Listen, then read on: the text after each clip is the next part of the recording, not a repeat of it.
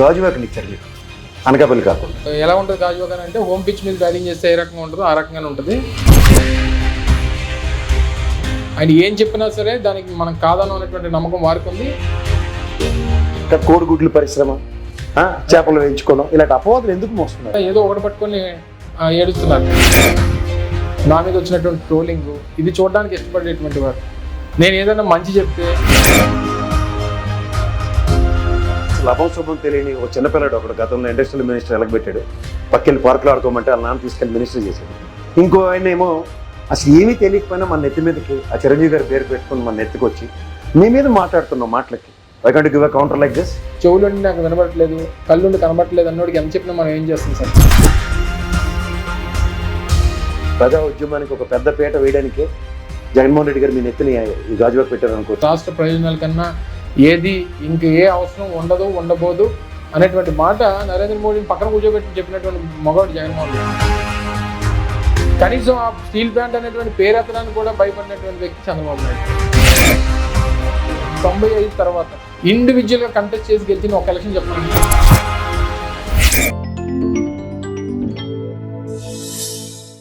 అందరికీ నమస్కారం.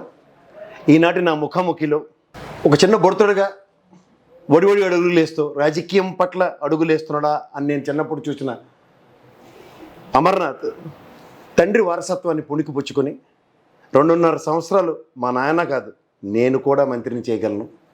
ఈ రాజకీయ ఆరంగేట్రం అన్న దగ్గర ఒక ఇండస్ట్రియల్ మినిస్టర్గా ఏ ఇండస్ట్రీస్కి నిజంగా అవసరం ఉందో అదే క్షేత్రాన్ని ఎన్నుకుని అధినాయకుడి యొక్క ఆశీస్సులతో గజవాక్గా పిలిచే గాజువాకకి కాబోయే ఎమ్మెల్యే, లేకపోతే ఇక్కడ ఉన్న పరిశ్రమల పరిరక్షకుడుగా నాటి పరిశ్రమల మంత్రి కాబోయే మళ్ళీ పరిశ్రమల మంత్రి అన్న దీనికి ఆయనతోనే నా ముఖాముఖి. అమర్నాథ్ గారు అండి, నమస్కారం అండి. నమస్తే అన్న.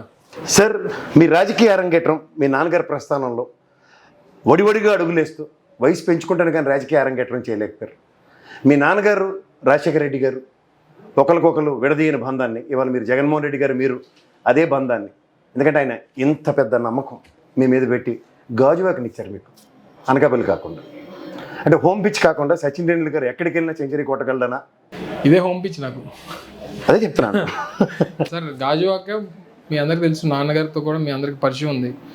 గాజువాక నేను పుట్టి పెరిగినటువంటి ప్రాంతం, నా 4 ఫాదర్స్ నుంచి కూడా పూర్వం నుంచి ఉన్నటువంటి విలేజ్ ఇదంతా కూడా.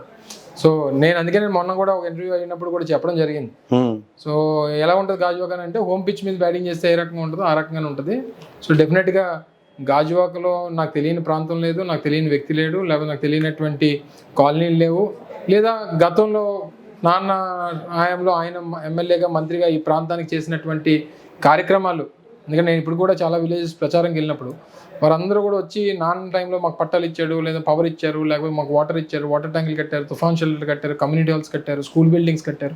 సో ఇవన్నీ కూడా నాన్న హయాంలో చేశారు, తప్పకుండా నువ్వు కూడా చేస్తావు అనేటువంటి నమ్మకం మాకు ఉంది బాబు అనేటువంటిది వారి నుంచి వచ్చేటువంటి ఆ ఇమోషనల్ కనెక్ట్ అనేటువంటిది ఇక్కడ ఉన్నటువంటి పబ్లిక్తో నాకు ఉంది. సో డెఫినెట్గా మంచి రిజల్ట్స్ వస్తాయని చెప్పి ఆశిస్తున్నా. బొత్స ఝాన్సీ గారు ఎంపీగా, అమర్నాథ్ గారినేమో అక్కడి నుంచి తీసుకొచ్చి అనకాపల్లి నుంచి తీసుకొచ్చి ఇక్కడ పెట్టడంలో జగన్మోహన్ రెడ్డి గారి యొక్క మర్మం అంటే ఒక ఇండస్ట్రియల్ మినిస్టర్గా ఇక్కడ వైజాగ్ స్టీల్ ప్లాంట్ యొక్క విషయం అండ్ అపార్ట్ ఫ్రమ్ దట్ మన industrial summit and an outcome of 13.5 lakhs వీటి జస్టిఫికేషన్స్ జరగాలి అంటే ఇండస్ట్రియల్ మినిస్టరే ఇక్కడ రిప్రజెంటేటివ్గా ఉండాలనుకోవడం. తర్వాత పార్లమెంట్ స్థాయిలో ఝాన్సీ మేడం గారు గతంలో స్టీల్ మెంబర్గా ఉన్నది అండ్ అలాగే కోల్ మెంబర్గా ఉన్నది, రైల్వేకి సంబంధించిన కాంగ్రెస్ ఆయనలో మెంబర్గా ఉన్న దీంట్లో ఆవిడ తీసుకొచ్చిన ప్రగతి ఆంధ్రప్రదేశ్ రాష్ట్రానికి, ఈ రెండింటి ద్వయం ఇక్కడ అవసరం అని మీ ఇద్దరిని ప్రతిష్ఠించారని అనుకోవచ్చా? జగన్మోహన్ రెడ్డి గారు ఆలోచనల వెనకాతల అంటే వారి నిర్ణయాల వెనకాతల చాలా డీప్ ఆలోచన విధానం ఉంటుంది అనేటువంటిది నా భావన. బహుశా ఓ సందర్భాల్లో మనకు బయటపడకపోవచ్చు కానీ వారు తీసుకున్నటువంటి ఏ నిర్ణయానికన్నా దానికి బ్యాకింగ్ ఉంటుంది, ఆయనకి జస్టిఫికేషన్ ఉంటుంది. ప్రతిదానికి బహుశా మనం ఇక్కడ లీడర్షిప్ని స్ట్రెంగ్తన్ చేయగలుగుతామని కానీ, లేకపోతే ఇక్కడ ఈ పరిస్థితులకి అవసరం అని కానీ జగన్మోహన్ రెడ్డి గారు ఊహించుండొచ్చు. ఆఖరి నిమిషంలో నేనే ఊహించలేదు గాజువాకలో నుంచి కంటెస్ట్ చేస్తాననేటువంటి ఒక ఉద్దేశం నాకు కూడా లేదు. రెండోది ఆయన నిర్ణయం తీసుకుంటారని కూడా నేను ఊహించాను. ఎందుకంటే మార్చి 7వ తారీఖున అనకాపల్లి వచ్చినప్పుడు నేను ఆ రోజు దగ్గర 40,000 మంది జనం సాక్షిగా నేను చెప్పడం జరిగింది. సార్, నేను పార్టీ కోసం మీకోసం మళ్ళీ మిమ్మల్ని ముఖ్యమంత్రి చేయడం కోసం నేను పార్టీ కోసం కష్టపడతాను. మీరు కంటెస్ట్ అనేటువంటిది నాకేమి ఇది కాదు, పార్టీని గెలిపించడం అనేటువంటిది నాకు ముఖ్యం. అందరి తలరాతలు భగవంతుడు రాస్తారు, నా తలరాత జగన్మోహన్ రెడ్డి గారు రాస్తారు అనేటువంటిది నాకు తెలుసు అనేటువంటి మాట కూడా చెప్పడం జరిగింది. సో ఈ క్రమంలో వారు ఒక 7వ తారీఖు ఆ మాట జరిగింది, 12వ తారీఖున నన్ను గాజువాక క్యాండిడేట్గా వారు అనౌన్స్ చేయడం జరిగింది. సో ఏది జరిగినా సరే ఆయన ఏ నిర్ణయం తీసుకున్నా ఆయన పోటీ వద్దు, జిల్లాలో పార్టీని చూసుకోవాలని అనే మాట అన్నా దానికి నేను అంగీకరించాను. దేనికన్నా జగన్మోహన్ రెడ్డి గారు ఏం చెప్పి, ఇందాక మీరు అన్నట్టు ఆయనతో ఉన్నటువంటి అవినాభావ సంబంధం, ఆయన ఏం చెప్పినా సరే దానికి మనం కాదనం అనేటువంటి నమ్మకం వారికి ఉంది. చెప్పింది నేను చేస్తాననేటువంటి భరోసా కూడా వారికి నా మీద ఉంది. అంటే ఇది మీ నాన్నగారు లెగసీ అనుకోవాలి. ఆయన ఎంపీ వెళ్ళమంటే ఎంపీ వెళ్ళారు, యా ఎమ్మెల్యే అంటే ఎమ్మెల్యే అన్నారు. మీకు 98లో నాన్న రాజశేఖర్ గారు అందరూ కలిసి ఎంపీలు చేశారు. అప్పుడు రాజశేఖర రెడ్డి గారు కడప ఎంపీ, నాన్న అనకాపల్లి ఎంపీ. తెలుసు. 99 వచ్చేసరికి నాన్నకి ఎమ్మెల్యే పోటీ చేయాలనేటువంటి ఆలోచన ఉండేది. 99 అంటే స్టేట్ ఎలక్షన్స్ కూడా జరుగుతున్నాయి కాబట్టి, సో స్టేట్లో రిప్రజెంట్ చేయాలనేటువంటి ఆలోచన ఉన్నప్పుడు మీరు అన్నట్టే ఆ రోజు రాజశేఖర రెడ్డి గారు లేదు గున్నా నువ్వు కంపల్సరీగా ఎంపీకి పోటీ చేయాలనేటువంటి చెప్పారు. సరే ఆ రోజు పరిస్థితుల్లో ఓవరాల్గా స్టేట్లో గవర్నమెంట్ రాలేదు, అప్పుడున్న పరిస్థితి రాలేదు. ఏది ఉన్నా సరే ఆయనకి ఆ లాయల్టీ ఆ ఫ్యామిలీతో ఏ రకంగా సెట్ అయిందో బహుశా మీరు అన్నట్టు నాకు కూడా జగన్మోహన్ రెడ్డి గారితో ఆ లాయల్టీ సెట్ అయ్యి, సో ఆయన ఏం చెప్పినా కాదనమ్మా. అంటే లాయల్టీ కన్నా టాస్క్, ఎప్పుడైతే టాస్క్ ఇస్తారో ఆ టాస్క్ని జస్టిఫై చేస్తారన్నది ఆయనకున్న నమ్మకం. కానీ మీరు అంత పని చేసి కడవడ పాలలో ఉప్పుకల్లు వేసుకున్నట్టు మీకు ఒక స్టాటిస్టిక్స్ ఉన్నాయి, మీకు తెలుసో తెలీదు. అభివృద్ధి అంటే చంద్రబాబు నాయుడు, అభివృద్ధి అంటే ఇవాళ జగన్మోహన్ రెడ్డి అనే ఒక కంపారిజన్లో దగ్గర దగ్గర 34,000 కోట్లు మాత్రమే అభివృద్ధి చేశారు. అంటే ఇండస్ట్రియల్ ఇన్వెస్ట్మెంట్స్ తీసుకొచ్చారు. 34,000 crores 2014 to 19 మధ్యలో వచ్చాయి. మీ ఆయనలో 1,03 కోట్లు. చేతులు కట్టుకుని వినయ విధేయరామలాగా ఎందుకు గర్వంగా ఎందుకు చెప్పలేరు? ఎందుకు చెప్పలేదు? చెప్తున్నాం. చెప్తారు చేతులు కట్టుకున్నా. ఎన్ని చెప్పినా సరే ఒకటి, ఇప్పుడు ఉన్నటువంటి మీడియా అనేటువంటిది, మీకు మీడియాతో ఏంటి సార్? మీకు ఎంప్లాయ్మెంట్ ఎంత క్రియేట్ చేశారో తెలుసా సార్? 18 లక్షలు. సో ఇంక్లూడింగ్ MSME 1,01 కోట్లతో 3,47,000 మందికి ఎంప్లాయ్మెంట్ క్రియేట్ చేశారు. నేను చెప్పేది ఏంటంటే కదా, కోడిగుడ్లు పరిశ్రమ, చేపలు వేయించుకోవడం, ఇలాంటి అపవాదులు ఎందుకు మోస్తున్నారు? ఇప్పుడు అపోజిషన్కి ఇప్పుడు మొన్న లాస్ట్ టైం మీకు గుర్తుందో లేదో, రేవంత్ రెడ్డి గారు ముఖ్యమంత్రి కాకముందు మీకు గుర్తుందో లేదో TV9లో ఒక ఇంటర్వ్యూ జరిగింది. ఇంటర్వ్యూ జరిగినప్పుడు రజనీకాంత్ ఎవరు అనుకుంటా అడిగారు, సరే మీకు ముఖ్యమంత్రి అయితే మీరు చేయగలరా అని. అదే ఉంది గొప్ప మేస్త్రి పనే కదా, దాందే ఉందని నామినిక్లేచర్లో ఆయన మామూలు వాడుక భాషలో చెప్పాడు. చెప్పిన దాని నుంచి దాన్నే పట్టుకున్నారు. అపోజిషన్కి మనల్ని టార్గెట్ చేసేటువంటి క్రమంలో మనం ఆడేటువంటి ప్రతి మాటని దాంట్లో ఏదో ఒకటి దాన్ని తీసుకొని మనల్ని టార్గెట్ చేయాలనేటువంటి ప్రయత్నం చేస్తారు.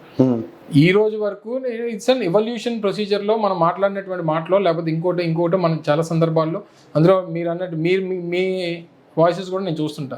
మీరు చెప్పే ఎగ్జాంపుల్స్ మన ఉత్తరాంధ్ర ప్రాంతానికి తగ్గట్టు మనం మాట్లాడుతుంటాం. ఇక్కడ చదువుకున్నాం సార్, అదే అన్నా. అంటే ఇక్కడ యాస భాష, ఇక్కడ మాట్లాడేటువంటి విధానం, నాన్న కూడా మీకు తెలుసు ఆయన వాక్చాతుర్యం ఏ రకంగా ఉండేదో, ఏ రకంగా సామెతలు చెప్పేవాడు, ఇవన్నీ మీకు ఐడియా ఉంటుంది. తెలీదు.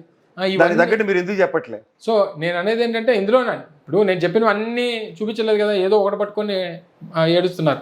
సో వీటన్నిటి క్రమంలో మనం ఎన్ని చెప్పినా, మన పోర్టులు నిర్మాణం చేసాం, 3 ఇండస్ట్రియల్ కారిడార్లు అభివృద్ధి చేస్తున్నాం. మనం ఇప్పుడు 4 పోర్టులు 3 ఆంధ్రప్రదేశ్ ప్రభుత్వం కడుతుంది. అది దాని ఫౌండేషన్స్లో నా ఇది ఉంది, పర్మిషన్స్, దానికి ఏర్పాట్లు, దానికి సంబంధించినటువంటి ఫండింగు, దానికి సంబంధించినటువంటి మానిటరింగ్ అన్నీ నేనే చేస్తున్నా. అన్ని నేనే చేశాను. వాడు అదృష్టం మీరే చేసి ఎందుకు దాక్కున్నారు? చూపించాలి కదా. నేను అనేది ఏంటంటే ఇప్పుడు సాక్షి టీవీయో, లేకపోతే ఇంకో మైరా టీవీయో, లేకపోతే ఇంకో టీవీయో ఇప్పుడు ఇవి చూపించేటువంటి పరిస్థితి ఉంది. ఇప్పుడు అందులోని పబ్లిక్ సైకాలజీ ఇప్పుడు మీరు అన్నట్టు నా మీద వచ్చినటువంటి విమర్శలు, నా మీద వచ్చినటువంటి ట్రోలింగ్, ఇది చూడడానికి ఇష్టపడేటువంటి వారు. నేను ఏదైనా మంచి చెప్తే ట్రోలింగ్ పక్క పెట్టండి సార్. చెప్తున్నా, మీరు MSME యూనిట్లు ఎన్ని తీసుకొచ్చారు చెప్పండి. మీరు చెప్పొద్దు, నేను చెప్తా. MSME యూనిట్లు గడిచినటువంటి ప్రభుత్వంలో 2.5 లక్షల MSME యూనిట్స్ లాస్ట్ 5 years తీసుకుని వచ్చాం. తద్వారా 14 లక్షల మందికి ఉపాధి కల్పించాం. ఈ నెంబర్స్ ఉన్నాయా? మీరు చెప్పండి, మన నేను తప్పైతే. ఉన్నాయి సార్, నేను కరెక్ట్ చేస్తాను కదా. 2.5 లక్షల MSMEs లాస్ట్ 5 years గవర్నమెంట్లో 1,10,000, 1,12,000 తీసుకొచ్చి 4 లక్షల ఉద్యోగాలు వచ్చాయి. ఆ 4 లక్షల ఉద్యోగాలను పట్టుకొని మీ మంత్రి గౌతమ్ రెడ్డి గారు చెప్పారు కదా, మేము 4 లక్షల ఉద్యోగాలు చేసి MSME సెక్టర్లో, అలాగే మేము 14 లక్షల ఉద్యోగాలు ఇచ్చాం. వారితో కంపేర్ చేస్తే 200 times ఎక్స్ట్రా. ఇప్పుడు అదే మీకు మీరు ఇందాక డిస్కస్ చేసినట్టు ఇనీషియల్ లార్జ్ అండ్ మెగా యూనిట్స్లో 34,000 కోట్ల ఇన్వెస్ట్మెంట్ వాళ్ళ హయాంలో 2014 to 19 32,803 కోట్లే. Sir whatever it is, 2,000 extra చెప్పాను మీకంట, 1,200 ఎక్స్ట్రా చెప్పాను. తెలంగాణలో ఆంధ్రప్రదేశ్లో ఉత్తరాంధ్రలో కొసరిచ్చినట్టు. అదే మన వరకు 2014 to 19 తీస్తే 1,03,000 కోట్లు, 1,103 కోట్లు. 2,000 తక్కువ చెప్పారు. వాళ్ళకైతే కొసరేస్తారు కానీ మీది మాత్రం మీరు చెప్పరు. సో ఇది అంటే ఆల్మోస్ట్ 3 times. దీనివల్ల ఉపాధి ఎంత కల్పించబడిందో తెలుసా? 3 లక్షల మందికి, 3,47,000 మంది. సో ఇందులో నేను అనేది ఏంటంటే ఇన్ఫ్యాక్ట్ ఇంకా కోవిడ్ పరిస్థితులను ఎదుర్కొని మీరెందుకు తీసుకుంటారు ఎక్స్క్యూజ్? మీ ముఖ్యమంత్రి గారు 58 నెలల పాలన చెప్తుంటే 58 పనులు నేను చెప్తే నేను స్పెసిఫిక్గా నేను చెప్పేది ఇండస్ట్రీ గురించి. ఇండస్ట్రీ అనేటువంటిది ఏ రకంగా ఆగిపోయిందో కోవిడ్ టైంలో, ఎవరైనా ఇన్వెస్టర్స్ని బయట ప్రాంతాల నుంచి రావాలన్నా, తీసుకురావాలన్నా, వచ్చి మాట్లాడాలన్నా, లేదా ఇతర దేశాల నుంచి పరిశ్రమల్ని ఎక్స్పాన్షన్ చేయాలన్నా లాస్ట్ 2020 నుంచి 2022 వరకు ఆల్మోస్ట్ 2 years స్తంభించిపోయింది కదా సార్. గౌతమ్ రెడ్డి గారు కూడా ఆ 2 years ఎక్కడికి వెళ్ళలేనటువంటి పరిస్థితి. చనిపోయే 1 week ముందే దుబాయ్ ఎక్స్పోకి వెళ్ళాడు ఆయన. నాకు వాకింగ్ ఫ్రెండ్ అండి. అదే 2 years కరెక్ట్గా ఆ 2 years ఆయన ఎక్కడికి వెళ్ళలేని పరిస్థితి. కరెక్ట్గా వెళ్ళా February 17th ఎప్పుడు పాపం తిరిగి వచ్చి 21st ఆయన మరణించారు. అంటే 2020 నుంచి 2022 వరకు 2 years పూర్తిగా ఓవరాల్గా ఇన్వెస్ట్మెంట్ యాక్టివిటీ కానీ, ఎవరన్నా వచ్చి ఇన్వెస్ట్మెంట్స్ పెట్టడం కానీ, లేదా దాని గురించి కొత్త ఆలోచన చేయడం కానీ, లేదా ఎక్స్పాన్షన్స్కి వెళ్ళడం కానీ దేనికి ఆస్కారం లేదు. అంటే గౌతమ్ రెడ్డి గారి మరణం, అమర్నాథ్ ప్రయాణం స్టార్ట్ అయ్యి నిరంతరం సాగింది. గౌతమ్ రెడ్డి ఆశయాలను సాధించారని గర్వంగా ఎందుకు చెప్పరు? 100%. మరి ఇప్పుడు నేను ఎక్కడ మాట్లాడినా చాలా సందర్భాల్లో గౌతమన్ గురించి మాట్లాడుతూ వచ్చాను. వారు మాట్లాడి కొన్ని పైప్ లైన్లో పెట్టినటువంటి ప్రాజెక్ట్స్ కూడా మనం ఇంప్లిమెంట్ చేసాం. సో ఉదాహరణకి మీకు సెంచరీ ప్లై మన బద్వేల్లో, అది వారి చొరవతో అప్పుడు ఉన్నటువంటి పరిస్థితి తీసుకుని వచ్చాం. ఓపెనింగ్ కూడా లాస్ట్ ఇయర్ మనం చేయడం జరిగింది.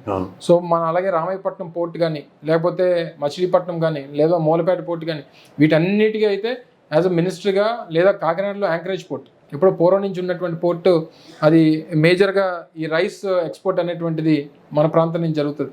అది అబెండన్ అయిపోతే దానికి 100 కోట్ల రూపాయలు పెట్టి దాన్ని కంప్లీట్ చేస్తాం. ఫిషింగ్ హార్బర్స్ నిర్మాణం చేస్తున్నాం. ఇవన్నీ కూడా భోగపురం ఇంటర్నేషనల్ ఎయిర్పోర్ట్ అయితే అలా బ్రహ్మాండంగా అసలు ఆ ప్రాజెక్ట్ ఎంత హై పేస్లో నడుస్తుందో అనేటువంటిది నేను మీడియా అంతని కూడా తీసుకుని వెళ్ళి ప్రాజెక్ట్ చేసేటువంటి ప్రయత్నం చేశాం. మంచి చెప్పేటువంటి పరిస్థితి ఎన్నిసార్లు చెప్పినా అభివృద్ధి జరిగింది అనేటువంటిది, బహుశా సంక్షేమం అనేటువంటిది ఎప్పుడు ఇంత జరగలేదు కాబట్టి సంక్షేమం మీద డిస్కషన్ అవుతుంది. ఎప్పుడన్నా జరిగితే అభివృద్ధి, మీకు మళ్ళీ చెప్తున్నా, సంక్షేమానికి ధీటుగా అభివృద్ధి చేశారు. అదే అంటున్నాను. సో కాబట్టి సంక్షేమం ఈ పేజ్లో ఎప్పుడు జరగలేదు కదా. మీరు సీనియర్ జర్నలిస్ట్గా లాస్ట్ 35-40 years నుంచి మీరు చూస్తున్నటువంటి క్రమంలో ఇంత సంక్షేమం చేసినటువంటి ప్రభుత్వం దేశంలో ఎప్పుడు లేదు. సో సంక్షేమం అనేటువంటిది అందులో మా ముఖ్యమంత్రి గారు కూడా సంక్షేమం గురించి ఎక్కడ మాట్లాడినా దాని మీద మీరు మంత్రి కదా సార్, అభివృద్ధి గురించి మీరు మాట్లాడుతున్నాను కదా, నేను ఎందుకు మాట్లాడలేదు? ఎన్ని ఇండస్ట్రీలో చెప్పమంటారా? మీకు ఇంకోటి డేటా చెప్తా. మీకు మొన్న ఇండస్ట్రియల్ సమిట్ హైదరాబాద్లో జరిగిందండి. దగ్గర 13.11 లక్షల ఇన్వెస్ట్మెంట్స్లో పైప్ లైన్లో ఉన్నవి 2.46 లక్షల కోట్లు, ఎగ్జిక్యూషన్ అనేవి 1.26 crores. దగ్గర 85,541 కోట్లు పనులు జరుగుతున్నాయి ఇప్పుడు. ఈ డేటాతో మీరు కంపేర్ టు లాస్ట్ టైం కూడా వాళ్ళు 2 సమ్మిట్లు పెట్టారు తెలుగుదేశం హయాంలో. ఆ 2 సమ్మిట్ల సారాంశం దగ్గర 20 లక్షల కోట్లు. అవి ఏమైనా పైప్ లైన్లో ఉన్నాయి అదర్ దెన్ గ్యాసింగ్? ఓవరాల్గా వాళ్ళు 20 లక్షల కోట్లలో మీరు చూస్తే ఆ 20 దట్ ఇస్ ఈ 34,000 అనేటువంటిది దాంట్లో part of total 34,000 crores. So 20 లక్షల కోట్లలోని 34,000 కోట్లు అంటే it comes to around 1.8%. 1.8% realisation. But మనం చేసినటువంటి 13 లక్షల కోట్లలో లాస్ట్ March 3rd, 4th విశాఖపట్నంలో జరిగినటువంటి మన ఇన్వెస్ట్మెంట్స్ గ్లోబల్ ఇన్వెస్టర్స్ సమిట్లో మనం 13 లక్షల కోట్ల రూపాయల్లో ఈ రోజుకి 18 to 19% మనం రియలైజేషన్ చేస్తాం. ఇంకోసారి గట్టిగా చెప్తారా సార్? 18 to 19% realisation. అంటే ఇందులోని ఓపెనింగ్ అసలు లాభం శుభం తెలియని ఒక చిన్నపిల్లాడు ఒకడు గతంలో ఇండస్ట్రియల్ మినిస్టర్ ఎలగబెట్టాడు. పక్కెళ్ళి పార్కులో ఆడుకోమంటే వాళ్ళ నాన్న తీసుకెళ్ళి మినిస్టర్ చేశాడు. ఇంకో ఆయన ఏమో అసలు ఏమీ తెలియకపోయినా మన నెత్తి మీదకి ఆ చిరంజీవి గారి పేరు పెట్టుకుని మన నెత్తికి వచ్చి మీ మీద మాట్లాడుతున్నాం మాటలకి. Why can't you give a counter like this? See, obviously anywhere success ratio చెప్పండి కంపేర్ టు గత ప్రభుత్వానికి. చెప్తున్నా వారిది వారు 100% చేస్తే మేము 300% చేసాం. వాళ్ళు 100 మందికి ఉద్యోగాలు ఇస్తే మేము 300 మందికి కంపారిటివ్లో ఉద్యోగాలు ఇచ్చాం. సో వాళ్ళు MSMEలో 100% చేస్తే మేము 300% చేసాం. సో ఇవన్నీ కూడా నెంబర్స్ అనేటువంటివి నేను అందుకనే మొన్న లోకేష్ వచ్చినప్పుడు కూడా అనకాపల్లిలో నోటికి వచ్చింది మాట్లాడితే నేను చెప్పా ఐఎమ్ రెడీ ఫర్ గురించి ఎక్కువ మాట్లాడకండి. మీ మెచ్యూరిటీ లెవెల్కి ఆయన మెచ్యూరిటీ లెవెల్కి చాలా తేడా ఉంటుంది. సో ఇవన్నీ కూడా ఎక్కడ ప్లాట్ఫామ్ దొరికినా ఎక్కడ అవకాశం దొరికినా మీలాంటి జర్నలిస్టుల ద్వారా కానీ లేదా అవకాశం వచ్చినప్పుడు నలుగురికి మనం చూపించేటువంటి దానికి ఎక్కడైతే మాట్లాడేటువంటి దానికి ఫోరం దొరుకుతుందో ఫోరం దొరికిన ప్రతి చోట మనం మాట్లాడుతున్నాం. సో మాట్లాడేటువంటిది ఏ మేరకు వెళ్తుంది, ఏ రకంగా డిస్కషన్ వెళ్తుంది అనేటువంటిది వాడిని మనకు కావాలని చెప్పి మన మీద ఒక రాంగ్ ప్రొపగాండా గవర్నమెంట్ మీద 19.5 lakhs తీసుకొచ్చిన 2014-19 CAA సమిట్ సారాంశంలో success rate 1.8% realisation versus 13.50 crores in 1 year we have brought to 18%. 18% అనేది ఇంకోటి కూడా 18% అనేటువంటి దేశంలో మీరు ఏ రాష్ట్రంలో మీకు ఇన్వెస్ట్మెంట్ సమిట్స్ జరిగినా ఆన్ అండ్ యావరేజ్ కంట్రీలో పార్ట్నర్షిప్ సమిట్స్ జరుగుతున్నటువంటి క్రమంలో నేషనల్ యావరేజ్ 18%. అలాంటి మనం 1 yearలోనే 18% రీచ్ అయ్యాం. అందుకే మీకు ఈజ్ ఆఫ్ డూయింగ్ నెంబర్ 1 ఉంది. ఈజ్ ఆఫ్ డూయింగ్ బిజినెస్ లో మన లాస్ట్ 3 yearsగా నెంబర్ 1 ఉంది. నెక్స్ట్ ఇయర్ కూడా డెఫినెట్ గా నెంబర్ 1 వస్తాం. అథెంటికేటివ్గా ఎందుకు చెప్పరు సార్? గట్టిగా ఎందుకు చెప్పరు? అంటే గట్టిగా అరలేను కదా సార్, నేను చిన్నపిల్లని నేను ఇవన్నీ అంటే చిన్నపిల్లడుగా చచ్చరపొడుగులో ఇన్ని పనులు చేసి సో ఇవన్నీ ఏమి చేయండి చిన్నపిల్లడు అనవసరమైన మాటలు మాట్లాడుతుంటే అవన్నీ వింటూ కూర్చుంటారా? ఎట్టి పరిస్థితుల్లో అటువంటి దానికి స్కోప్ ఇవ్వం, మాట్లాడినేవ్వం. మనం చెప్పాల్సింది చెప్తాం. ఎవరు ఇప్పుడు చెవులుండి నాకు వినబడట్లేదు, కళ్ళుండి కనబడట్లేదు అన్నోడికి ఎంత చెప్పినా మనం ఏం చేస్తాం సార్? నిద్రపోతున్నాం లేపగానే కానీ నిద్ర నటిస్తున్నాం లేపలేము మనం. సో ఈ క్రమంలో వారికి మనం ఏం చెప్పినా వినపడదు. లేదా మనం తీసుకొని వెళ్ళి భోగపురం ఎయిర్పోర్ట్ నిర్మాణ పనులు అవుతున్నాయి, రన్వే వర్క్స్ హైయర్ ప్లేస్లో జరుగుతుంది, మీకు టెర్మినల్ బిల్డింగ్ అయితే ఆల్రెడీ ప్లింత్ బీమ్స్ అయిపోయినాయి. అంటే రన్వే వర్క్ అంటే రోడ్ అది వేస్తారు కదా సార్, తార్ రోడ్ లాగా కదా. ఎందుకంటే రోడ్లు ఎక్కువ వేసామని చెప్పి తిరిగే ఓ చిన్నపిల్లడు ఉన్నాడు కదా గత మినిస్టర్. ఆ కంపారిజన్ ఒకసారి చెప్పండి. ఎందుకంటే రోడ్లన్న విషయంలో కనీసం అవగతం అవుతుందో లేదో తెలుసు. రోడ్లు వాళ్ళకి ఏమీ లేనోడు, ఏ వంకలు లేనోడు డొంక పట్టుకొని ఏడుస్తాడు అంటారు. ఇప్పుడు వాళ్ళకి ఏంటంటే మనం ఇదివరకు మీకు కూడా కమ్యూనిస్ట్ పార్టీస్ ఉండేవి, సరే ఇప్పుడు కూడా ఉన్నాయి కాదనట్లేదు, కానీ కమ్యూనిస్ట్ పార్టీస్కి సహజంగా వాళ్ళకి ఏంటి ఎప్పుడైనా ఇళ్ల పట్టాల గురించి పోరాటం లేకపోతే ఇంకోటో ఆరాటమే కనబడింది నా చిన్నప్పటి నుంచి. కానీ ఈరోజు పేదవాడి గురించి జరిగినటువంటి ఈ కార్యక్రమాల్లో వాళ్ళు కూడా ఈరోజు రోడ్ ఎక్కలేనటువంటి పరిస్థితి. దేనివల్లనంటే పేదవాడికి ఏం కావాలో అవన్నీ ప్రభుత్వం చేస్తుంది. 30 లక్షల మందికి ఇళ్ల పట్టాలు ఇచ్చాం. ఈరోజు ప్రతి ఇంటికి 31 లక్షల మందికి మీరు అన్ని కొసరిస్తున్నారు, ఒక్కొక్కటి తగ్గిస్తున్నారు. రౌండ్ ఆఫ్ చేసి చెప్తున్నాను. ఎందుకు రౌండ్ ఆఫ్ చేస్తున్నారు? వాళ్ళు అయితే పర్ఫెక్ట్ గా చెప్తున్నారు. 31 లక్షలు ఇళ్ల పట్టాలు ఇచ్చాము, ఇవన్నీ చేస్తున్నారు. ఇప్పుడు వాళ్ళకి ఏం చేయాలంటే ఎక్కడో వెళ్తుంటారు మధ్యలో. మీ అనకాపల్లి నియోజకవర్గంలో సెంటున్నర భూమి ఎంతమందికి ఇచ్చారండి? అనకాపల్లి 20,000 మందికి ఇచ్చాం. ఈ గాజువాకలు ఎంతమందికి ఇచ్చాం? 25,000 మందికి. ఇంకా 5,000 ఎక్స్ట్రా ఇచ్చారు. అంటే 6,000 టిట్కో ఇల్లు, ఇళ్ల స్థలాలు 25,000, టిట్కో ఇల్లు 6,000, మొత్తం 31,000. ఎన్ని ఇల్లు ఇక్కడ కన్స్ట్రక్షన్ అయినవి 6,000 టిట్కో హౌసెస్ ఇచ్చాం. అంటే మనం ఈ జగనన్న కాలనీలు 25,000 జగనన్న కాలనీలు వీళ్ళందరికీ ఏంటంటే కొంతమంది గాజువాక పరిసర ప్రాంతాలు, కొంతమంది పెందుర్తి, అంటే ల్యాండ్ అవైలబిలిటీ లేకపోవడం వల్ల అనకాపల్లి సరౌండింగ్స్లో కొన్ని ల్యాండ్స్ ఎక్వైర్ చేసి వీళ్ళకి ల్యాండ్ పూలింగ్ చేసి వాళ్ళకి అక్కడ ల్యాండ్స్ ఇచ్చాం. కొంతమంది పెందుర్తి, అంటే గాజువాక్కి బార్డర్ ఏరియాస్ పేరుకి పెందుర్తి నియోజకవర్గంలో ఉంటాయి తప్ప దీనికి అటాచ్డ్గా ఉంటాయి. రెవెన్యూ పెందుర్తి అనకాపల్లి కాన్స్టిట్యున్సీస్లో ఉంటాయి. సో ఈ 25,000 మందికి ఇలా పట్టాలు ఇచ్చాము, ఒక 6,000 మందికి టిట్కో హౌసెస్ ఇచ్చాము. మొత్తం 31,000 ఒక గాజువాక నియోజకవర్గంలో ఇచ్చాం. ఎందుకంటే మీరు ఇక్కడ ఈ నియోజకవర్గ ఇన్ఛార్జ్గా వచ్చిన దగ్గర నుంచి విపరీతమైన అర్జీలు కలెక్ట్ చేస్తారు. మీ అంచనాకి ఇంకా ఎంతమందికి ల్యాండ్ లెవెల్స్ ఉన్నారు? అది కంటిన్యూస్ ప్రాసెస్. ఇప్పుడు ముఖ్యమంత్రి గారు ఒక ఇంట్లో 2 మగపిల్లలు ఉన్నారు. 2 మగపిల్లలు ఉంటే సపోజ్ ఇద్దరికి పెళ్ళిళ్ళు అయిపోతే 2వ కొడుకు ఇవ్వమని చెప్పి ముఖ్యమంత్రి గారి ఆదేశం. ఇప్పుడు అదే ఇది ఒక కంటిన్యూస్ ప్రాసెస్. ఇప్పుడు మనం అలాట్మెంట్స్ ఎలిజిబిలిటీ అనేటువంటిది 90 daysకి ఒకసారి మనం చేస్తున్నాం. అంటే మనం అప్లై చేసుకుంటాం, ఆ రోజు లేదా ప్రభుత్వం ఇచ్చినటువంటి రోజుకి నీకు ఎలిజిబిలిటీ రాకపోవచ్చు. ఒక 4 రోజుల తర్వాత నీకు మ్యారేజ్ అయ్యి నీకు ఇదైన తర్వాత నువ్వు ఎలిజిబిలిటీ వస్తుంది, నువ్వు పెడతావు. పెట్టిన దాని నుంచి 90 daysలో. సో ఇది కంటిన్యూస్ ప్రాసెస్ అనేటువంటిది నడుస్తుంటుంది. కానీ యాజ్ ఆఫ్ నౌ రాష్ట్రంలో ఎలిజిబిలిటీ ఉన్నటువంటి ప్రతి ఒక్కరికి మనం ఇచ్చేసాం. సో కొంతమంది ఏమడుగుతారంటే ఒక కొడుకున్నా మాకు ఇవ్వాలి, లేకపోతే మేము తల్లిదండ్రులు ఉన్నాం, మాది ఇది మా ఆస్తి నా కొడుకు లేదు అనేటువంటిది అడుగుతుంటారు. సో ఏదో క్రైటీరియా అనేటువంటిది మనం పెట్టకపోతే మనం దానికి అది నెవర్ ఎండింగ్ స్టోరీ అయిపోతుంది. సో ఏదో క్లాసిఫికేషన్, ఒక 6 పాయింట్ ఫార్ములావో లేకపోతే ఒక క్రైటీరియా, ఒక 6-7 ఐటమ్స్ మన క్రైటీరియా పెట్టి మనం చేస్తున్నాం. ఇదో కంటిన్యూస్ ప్రాసెస్ ఎప్పటికప్పుడు జరుగుతూనే ఉంటుంది. ఎన్డీఏ అభ్యర్థి పల్లా శ్రీనివాస్ గారితో మీ యుద్ధం ఇక్కడ. మీకు వెనకాతల హెడ్ మాస్టర్ గారు చంద్రపూడి గారు ఉన్నారులేండి, నాగిరెడ్డి గారు, చాలా మంది ఉన్నారు నాకు హెడ్ మాస్టర్. ఇందులో చంద్రపూడి గారు పెద్ద హెడ్ మాస్టర్ కింద అనుకోవచ్చు, ఎందుకంటే మిమ్మల్ని వెనక నుండి పరిగెట్టిస్తున్నారు. ఈ ప్రస్థానంలో మీకు ఎన్డీఏ వాళ్ళ యొక్క ప్రాథమిక ధ్యేయం డిజిన్వెస్ట్మెంట్ స్కీమ్లో ఈ స్టీల్ ప్లాంట్ నెత్తి మీద కూర్చుని ఉన్నారు. ఎన్డీఏతో మీరు డైరెక్ట్ అలైన్మెంట్ లేదు. ఈ స్టీల్ ప్లాంట్ పరిరక్షణ అనేది ఈ గాజువాక ఎమ్మెల్యేగా ఖచ్చితంగా మీకు ఒక బృహత్తర కార్యక్రమం. You need to rescue. ఎందుకంటే స్థానికుల యొక్క మనోభావాలు, ఇది రాష్ట్ర వ్యాప్తంగా మనందరం పోరాటంతో సాధించుకుని అమృతరావు గారి యొక్క ఆత్మార్పణంతో వచ్చిన ఈ స్టీల్ ప్లాంట్, నేను దానికి happen to be an auditor. So ఇలాంటి ప్రస్థానంలో దీని పరిరక్షణ, వాళ్ళు చూపిస్తున్న ఫ్యాబ్రికేటెడ్ లాసెస్ అవన్నీ వాస్తవాల్ని ప్రజలకి తెలియజేస్తూ ప్రజల్ని సమాయత్తం. ఎందుకంటే విజయసాయిరెడ్డి గారు ఇక్కడ ఫస్ట్ ఇనిషియేట్ చేశారు పాదయాత్రతో, సబ్సిక్వెంట్గా పల్లా శ్రీనివాసరావు గారు కూడా నిరాహార దీక్ష చేసి తప్పించుకున్నవాడు ధన్యుడు సుమతి అని. అక్కడి నుంచి వాళ్ళ ప్రస్థానంలో ఎన్డీఏతో ముడిపడిపోయి ఉన్నారు. సో వాళ్ళు తప్పించుకోవడానికి ఒక వెసులుబాటు ఉంటుంది. ఏంటంటే ఎన్డీఏలో ఉన్నాం కాబట్టి మనకు చూడండి, ఇప్పుడు ప్రత్యేక హోదా అంటే పాలసీ మ్యాటర్ని ఇలా చేతులు ఎగరేస్తున్నారు, భుజాలు ఎగరేసి సర్కాస్టిక్గా. సో అట్లాంటి సర్కాస్టిక్ సిచ్యువేషన్స్ మీ దగ్గర లేకుండా ప్రజా ఉద్యమానికి ఒక పెద్ద పీట వేయడానికే జగన్మోహన్ రెడ్డి గారు మీ నెత్తిని ఈ గాజువాకు పెట్టారనుకోవచ్చు. ఆబ్వియస్లీ నేను లాస్ట్ టైం రైల్వే జోన్ గురించి కూడా ఆ రకంగానే మనం పోరాటం చేసాం, ఆ రకంగానే ఫైట్ చేసాం. దాన్ని సాధించుకునేటువంటి దాని వరకు మనం ఆ పోరాటాన్ని ముందుకు తీసుకెళ్ళాం. ఏదైనా ఒక స్టాండ్ తీసుకున్నప్పుడు ఆ స్టాండ్లో ఆ పార్టీ ఏదైనా సరే ఆ స్టాండ్ మీద నిలబడుతుందా లేదా అనేటువంటిది ప్రజలు చూస్తారు. ఇప్పుడు మీరు అన్నట్టు తెలుగుదేశం పార్టీ నిన్నటి వరకు మేము ప్రైవేటైజేషన్కి వ్యతిరేకంగా ఉన్నారు. ఈరోజు ఆ మాట చెప్పమనండి, చెప్పేటువంటి దానికి వాళ్ళకి ఆథెంటిసిటీ లేదు కదా. ఎందుకంటే ఎవరైతే నేను అమ్మేస్తానని చెప్తున్నటువంటి వ్యక్తి పక్కన కూర్చొని నువ్వు వాళ్ళిద్దరు చేతులు పట్టుకొని నేను మళ్ళీ పోరాటం చేస్తానంటే అమాయకుల ప్రజలు. లేదంటే నరేంద్ర మోడీ గారు అనకాపల్లిలో లేకపోతే రాజమండ్రి వస్తారు.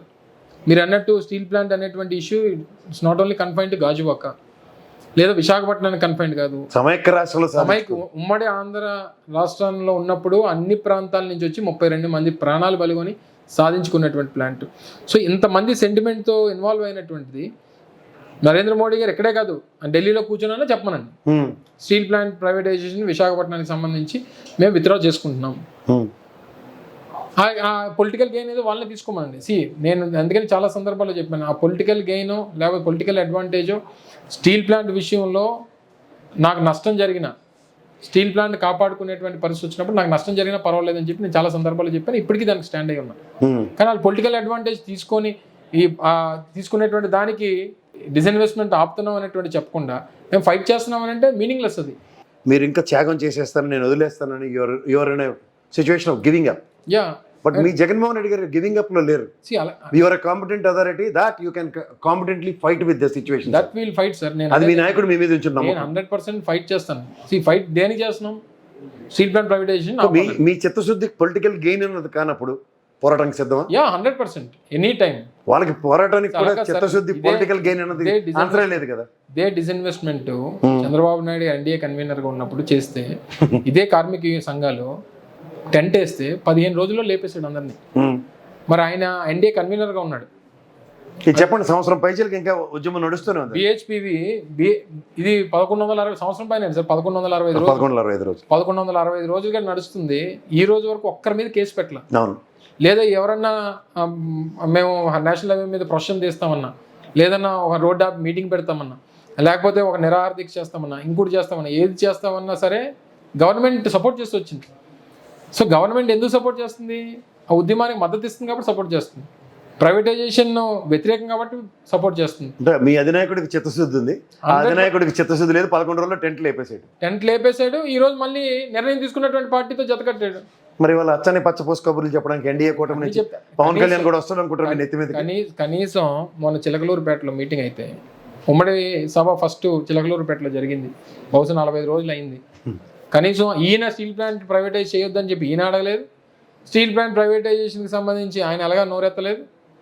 ఇంకా మళ్ళీ ఇంకా రేపు వచ్చి ఆయన మాట్లాడతాడు అనుకోవడం అమాయకత్వం, ఆయన ఈయన అడుగుతాడు అనుకోవడం. ఆయన ఏమన్నా జగన్మోహన్ రెడ్డి అనుకున్నారా ప్రధానమంత్రి సమక్షంలో మాట్లాడడానికి దమ్ము ధైర్యంతో? నేను ఆ మాట ప్రజల సమస్యల్ని ప్రజల కోసం మాట్లాడే నాయకుడికి ఆయనకి తేడా ఉందని చెప్పగలరా మీరు? నాకు ప్రజా సమస్యల మీద రాష్ట్ర భవిష్యత్తు, రాష్ట్ర ప్రయోజనాల కన్నా ఏది ఇంక ఏ అవసరం ఉండబోదు అనేటువంటి మాట నరేంద్ర మోడీని పక్కన కూర్చోబెట్టి చెప్పినటువంటి మగవాడు జగన్మోహన్ రెడ్డి. కనీసం ఆ స్టీల్ ప్లాంట్ అనేటువంటి పేరెత్తడానికి కూడా భయపడినటువంటి వ్యక్తి చంద్రబాబు నాయుడు. సో చాలా వ్యత్యాసం ఉంటుంది. చాలా మంది అంటే ట్రాక్ రికార్డ్ కూడా మనం చూడాలి కదా సార్. ప్రభుత్వ రంగ సంస్థల్ని దాదాపు 50 సంస్థల్ని ప్రైవేటైజ్ చేశాడు చంద్రబాబు నాయుడు. ఉమ్మడి రాష్ట్రంలో కానీ తర్వాత కానీ ఇంకోటి ఆయన 14 సంవత్సరాల హయాంలో 55 ప్రభుత్వ రంగ సంస్థల్ని ఇంప్లిమెంటేషన్ సెక్రటేరియట్ అని ఒక బుక్ వేశారు, మీకు గుర్తుందో లేదు? అవునా, యనమల రామకృష్ణ గారు ఫైనాన్స్ మినిస్టర్గా, ఆ మేధావ్ గారు అండ్ ఈ మేధావ్ కలిసి ఒక బుక్ వేసి, ఇదిగో ప్రభుత్వ రంగ సంస్థలని ఇన్నింటిని మనం ఇచ్చేస్తాము, డిస్ఇన్వెస్ట్మెంట్ చేస్తామని చెప్పి ఈ నిజాం షుగర్స్ని, ఆల్విన్ని ఇవన్నీ అందులో రాసుకుంటూ వచ్చారు.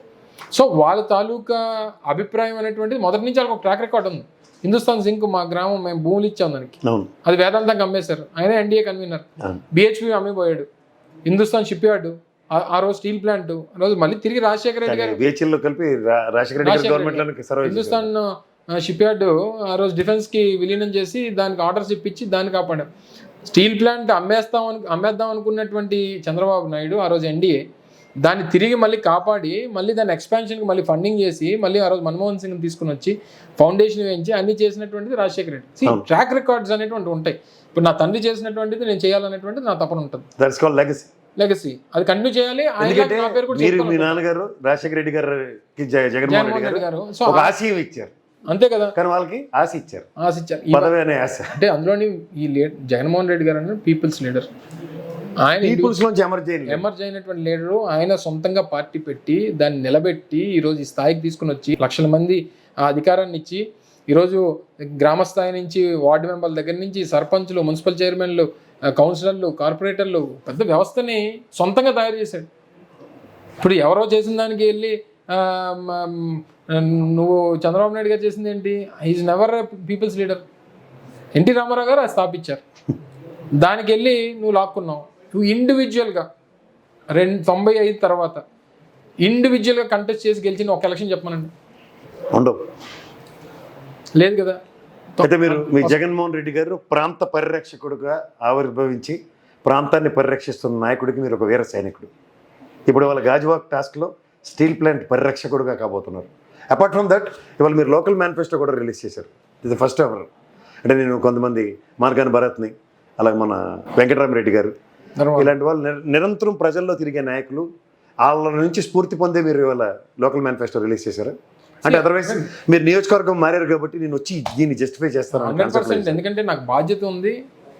ప్లస్ ఈ రెండు అంటే నేను జనరేషన్స్, నా గ్రాండ్ ఫాదర్ అంటే నా తాతగారి జనరేషను, నా ఫాదర్ జనరేషను, తాతగారి జనరేషన్లో గాజువాక్ ఏంటి, మా ఫాదర్ జనరేషన్లో గాజువాక్ ఏంటి, ఇప్పుడు నా జనరేషన్లో నేను దీన్ని గాజువాక్ అనేవారు కదా అనేవారు. ఇదంతా వ్యవసాయం. ఇప్పుడు మనం కూర్చున్న ప్రాంతం ఇదంతా కూడా వ్యవసాయం మీద ఆధారపడి నాన్న హయాంలోకి వచ్చేసరికి ఇండస్ట్రియలైజేషన్ అయిపోయింది, స్టార్ట్ అయింది. ఇనీషియల్గా 91, 92లో ఫస్ట్ ప్రొడక్షన్ స్టీల్ ప్లాంట్ ఇవన్నీ. ఇంకా అలాగా ఒకటి బిహెచ్పివి, తర్వాత మనకి హిందుస్థాన్ జింక్ ఇవన్నీ కూడా స్థాపన జరగడం, ఇవన్నీ జరిగినాయి. ఈరోజు ఎంత థిక్లీ పాపులేటెడ్ అయిపోయింది అంటే, సో దీంతో ఈ రకంగా ముందుకెళ్తే ఫ్యూచర్ అసలు ఏ రకంగా ఉంటుంది అనేటువంటిది ఒక క్వశ్చన్ మార్క్. సో దీన్ని ఫ్యూచర్ గాజువాక ఇప్పుడు ఉన్నది ఉన్నట్టు ఇలాగ చేసుకుంటూ వెళ్ళిపోదామా, లేదా కొత్త రూపాంతరం దీనికి తీసుకొద్దాం అనేటువంటి ఆలోచన నుంచి పుట్టినటువంటిది. సో దీనికి అందరి తాలూకు అభిప్రాయాలు దగ్గర 1500 నుంచి 2000 ఇన్పుట్స్ వచ్చినాయి మనకి. సో కొంతమందితో ఇంటరాక్ట్ అయ్యాను. కొంతమంది స్పెషలిస్టులు అంటే సబ్జెక్ట్కి ఎవరైతే ఉంటారో టౌన్ ప్లానింగ్, లేకపోతే పబ్లిక్ హెల్త్, ఈ ట్రాన్స్పోర్టేషన్, వీటన్నిటి రోడ్ సేఫ్టీకి సంబంధించి వీళ్ళందరితో ఇంటరాక్ట్ అయ్యి మనం ఒక మేనిఫెస్టోని తీసుకుని వచ్చాం. సో డెఫినెట్గా ఈ ప్రజల తాలూకా ఆలోచనలకి అనుగుణంగా దీన్ని తీసుకొచ్చానటువంటిది నా అభిప్రాయం.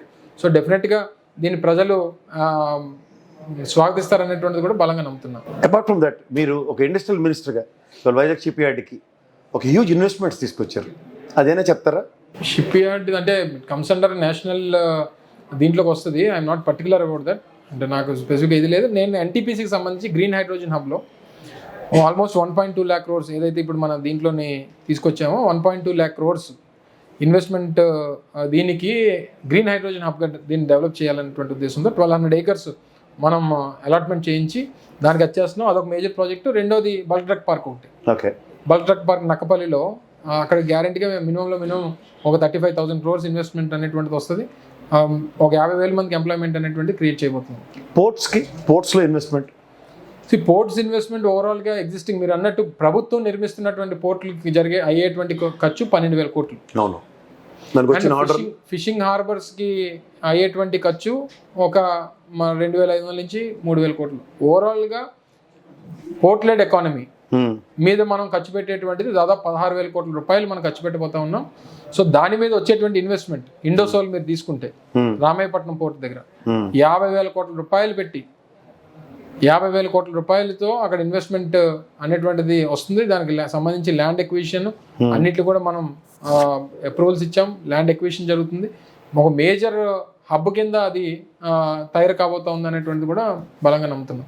2,36,502 ఉద్యోగాలు కల్పించి, ప్రభుత్వ ఉద్యోగాలు అంటే రాష్ట్ర ఖజానా నుంచి ఆదాయం ఇస్తున్న ఉద్యోగ కల్పన, అపార్ట్ ఫ్రమ్ దట్ ఆర్టీసీ 55,000 పైచలక విలీనంతో దగ్గర 3 లక్షల మంది ప్రభుత్వ ఉద్యోగాలు కల్పన చేసి కూడా దగ్గర 16 లక్షల మంది ఎంఎస్ఎంఈ, బయట 3,47,000 మందికి కార్పొరేట్ సెక్టర్లో ఉద్యోగాలు, ఇవన్నీ ఇచ్చి కూడా ఏమి చేయనట్టు అపవాదాలు ఎందుకు మోయవలసి వస్తుంది మీకు? అంటే చెప్పిన అదే పబ్లిసిటీ ఒకటి. నేను ఇందాక మీకు చెప్పినట్టు పాజిటివ్ పబ్లిసిటీని అంత తొందరగా హ్యూమన్ సైకాలజీ యాక్సెప్ట్ చేయదు సార్. అవును. నెగిటివ్ పబ్లిసిటీ అనేటువంటిది తొందరగా వెళ్తుంటుంది. సో ఇప్పుడు 3.5 మీరు అన్నట్టు 50,000 మంది మన ఆర్టీసీ కానీ 55,000 మంది లేదా మెడికల్లో కానీ లేకపోతే ఇతర కానీ మొత్తం కలిపి మన సచివాలయ ఉద్యోగాల దగ్గర 1,25,000 1,30,000 కానీ ఇవన్నీ తీసుకుంటే దాదాపు 3 లక్షల మంది ప్రభుత్వం. మీకు ఇంకోటి కూడా గ్రూప్ 1 110 అండి, group 2 897, non gazetted officers 137, education డిపార్ట్మెంట్లో 22,297, డిఎస్సి 98లో 4,534, 2008 2,193, 24 6,100, బిఏడీలు 3,784, స్పెషల్ డిఎస్సి ఇతరంతర 1,802, మెడికల్ పోలీస్ శాఖ 6,511, medical officers 1,247, homeopathy officers 53, staff నర్సులు 60,450, ఇతర డిపార్ట్మెంట్లో 387, సచివాలయ ఉద్యోగులు 1,26,000. సో ఇవన్నీ కూడా మీరు అంటే 2,32,000 దగ్గర జాబ్ క్యాలెండర్ స్ట్రక్ అయిన దగ్గర ఎక్స్ట్రా 4,000 ఇచ్చారు. స్వతంత్రం వచ్చిన దగ్గర నుంచి ఆంధ్రప్రదేశ్ రాష్ట్రంలో, అంటే ఇప్పుడున్న ఆంధ్రప్రదేశ్ మనం బైఫర్కేట్ చేసుకునే దాంట్లో 2019 వరకు 4 లక్షల ఉద్యోగాలు, 2019 నుంచి 24 వచ్చేసరికి 6.5 లక్షల ఉద్యోగాలు. అంతేనా కదా సార్? అంతే. అంటే ఆల్మోస్ట్ 50% ఆఫ్ ఉన్నటువంటి స్ట్రెంగ్త్ ఇంకో 50% యాడ్ చేసాం మనం. అవును. ఇవి గవర్నమెంట్ ఉద్యోగాలు, డైరెక్ట్ గవర్నమెంట్ జాబ్స్. ఇది కాకుండా మనం చెప్పుకున్నటువంటి ప్రైవేట్ లెక్కలు, అది కాకుండా ఇంకా సరే సచివాలయాలు అంటే వాళ్ళని అంత హీనంగా వాళ్ళ ఆపోజిషన్ చూస్తారంటే దాన్ని ఇంకా లెక్క పెట్టాల్సినటువంటి పని లేదు కదండి. 34,000 ఉద్యోగాలు ఇచ్చారు లాస్ట్ టర్మ్ వాళ్ళు. 34,780 ఉద్యోగ కల్పన. అదేంటి అదంతా ప్రైవేట్ వాళ్ళు ఇచ్చింది దాంట్లో, గవర్నమెంట్ దాంట్లో. మీరు 5 ఏళ్ళు 2,36,502 మందిని రిక్రూట్ చేసి 57,000 మందిని ఆర్టీసీ వాళ్ళు రెగ్యులరైజ్ చేసుకుని మీ దాంట్లో కంపారిజన్ ఎందుకు స్ట్రాంగ్గా ప్రజల్లోకి తీసుకెళ్ళట్లేదు? నేను ఇందాక మీకు చెప్తున్నట్టు మనం ఏదైనా మంచి చేసామని అంటే అంత తొందరగా వినేటువంటి పరిస్థితి సొసైటీలో కానీ కోడిగుడ్లు వేయించుకుని చెప్పొచ్చు కదా మీరు. ఇవి కాదురా పరిశ్రమలు. కియాకి దీటుగా ఎన్ని తెచ్చారు చెప్పనా?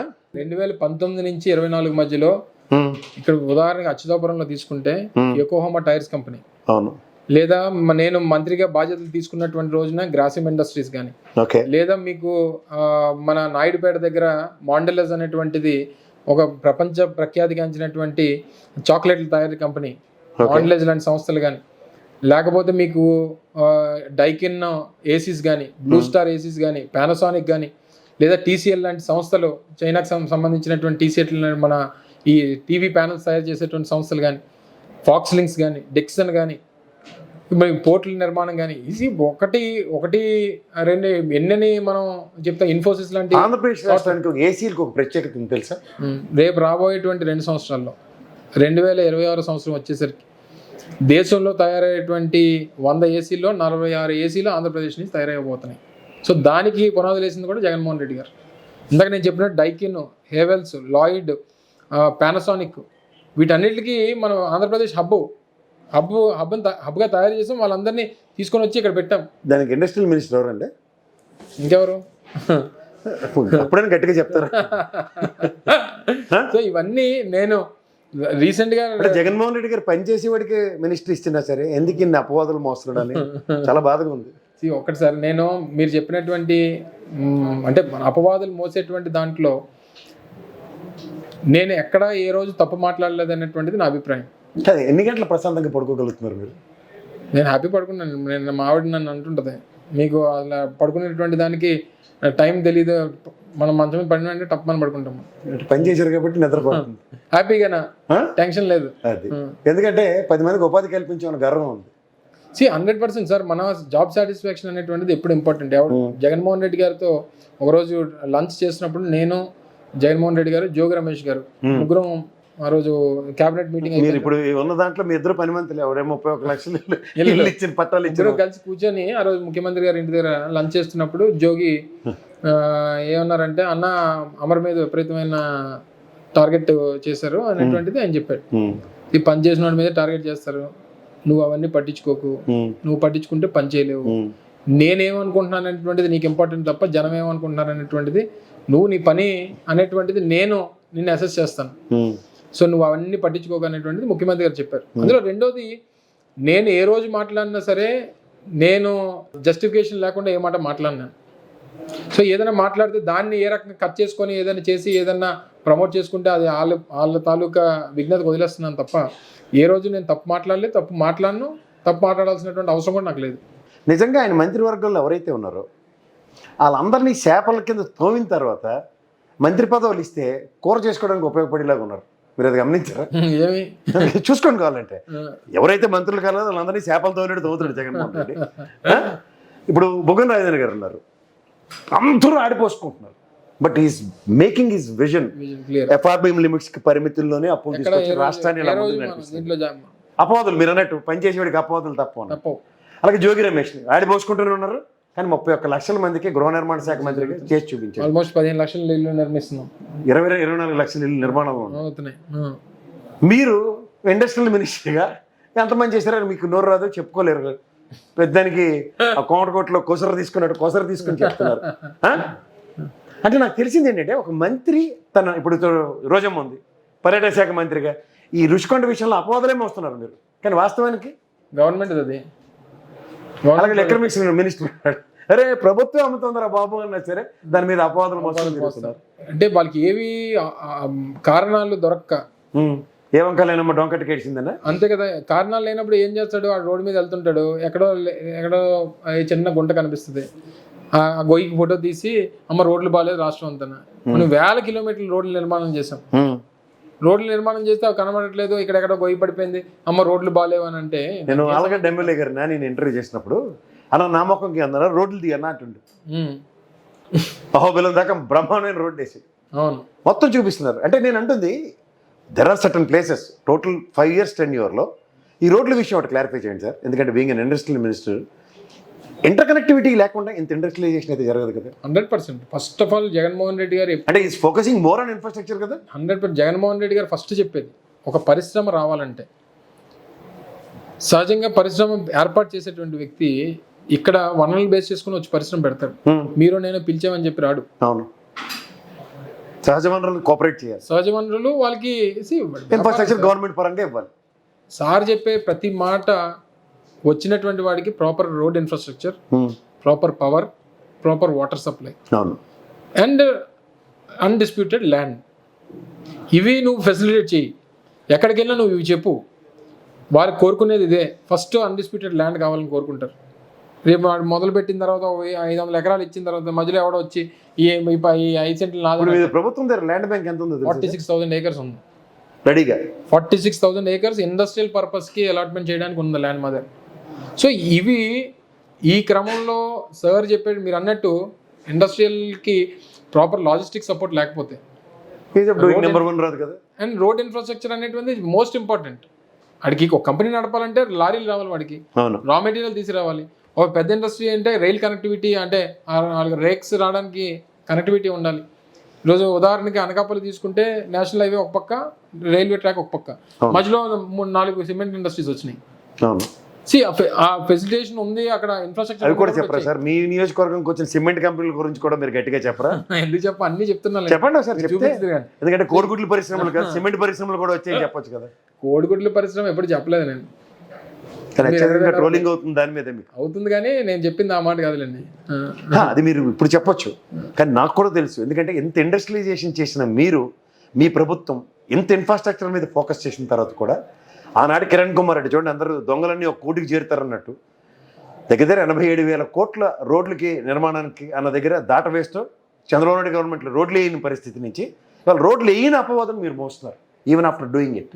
అంటే వాళ్ళు ఆ ప్రొజెక్షన్ అలా ఏదో పట్టుకుని ఏదో సీఎం గారు చాలా సందర్భాల్లో సామెత చెప్తున్నారు, అంటే చెప్తుంటారు, ఒకటే అబద్ధాన్ని 100 సార్లు చెప్తే ప్రజలు నిజమని నమ్ముతారో, గోబెల్స్ ప్రచారాన్ని చేస్తారు, ఎల్లో మీడియా అంతా కూడా చేస్తుంది అనేటువంటిది చాలా సందర్భాల్లో ముఖ్యమంత్రి చెప్పాడు.